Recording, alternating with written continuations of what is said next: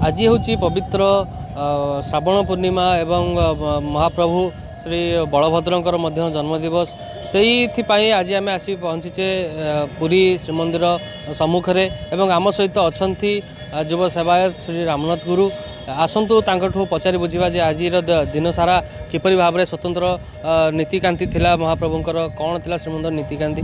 द्रव्याम सुवितलांगलम समुसलम कादंबरी चंचलम रत्नाढ्यांबर कुंडलम भुजबलम आक्रांत भूमंडलम वज्राभामपालम चारुगंडजुगलम नागेन्द्र चूड़ज्वलम संग्राम चपलम शशांक धवलम श्रीकामपालम भजे।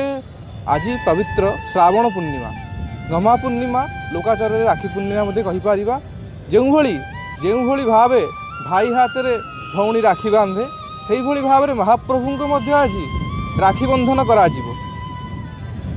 पालिया पुष्पालक उपस्थिति रे पाटेरा विषय देइथिबा बासुंगा पाटर सुवर्ण खचित राखी आज भोगमंडप पर महाप्रभुंकर सर्वांग महास्नान और चंदन लागी सर्वांग चंदन लागी महास्नान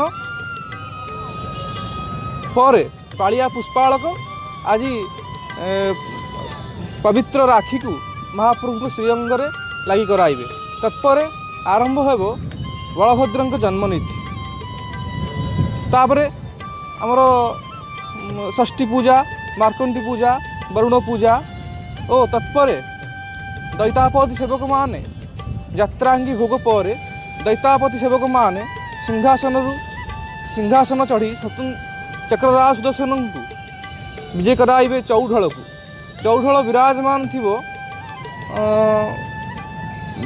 जगमोहन रे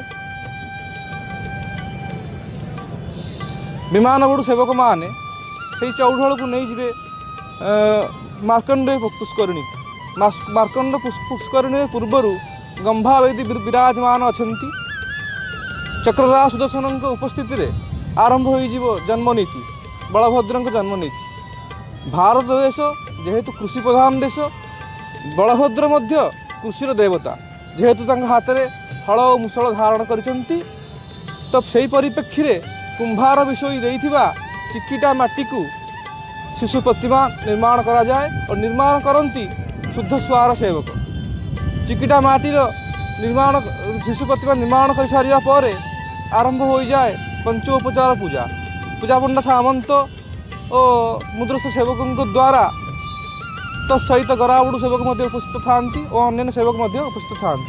पंचोपचार पर से प्रतिमाटी को विसर्जन करा जाए। तत्पर मार्कंडे तो था महाप्रभु सुदर्शन तो सुदर्शन महाराज को आउ तीन आश्रम भ्रमण करा जाई थाए। से तीन आश्रम भृगु अंगिरा और पंडु मार्कंड आश्रम चतुर्थ आश्रम हो जाए। तत्पर श्रीमंदिर को प्रवेश करती सुदर्शन महाराज। तत्पर अन्य नीतिकांति आरंभ हुए और यही दिन यही श्रावण पवित्र श्रावण पूर्णिमा दिन महाप्रभु को भजन स्मरण चिंतन कले अनंत कोटि पुण्यफल प्राप्त होता है। जय जगन्नाथ।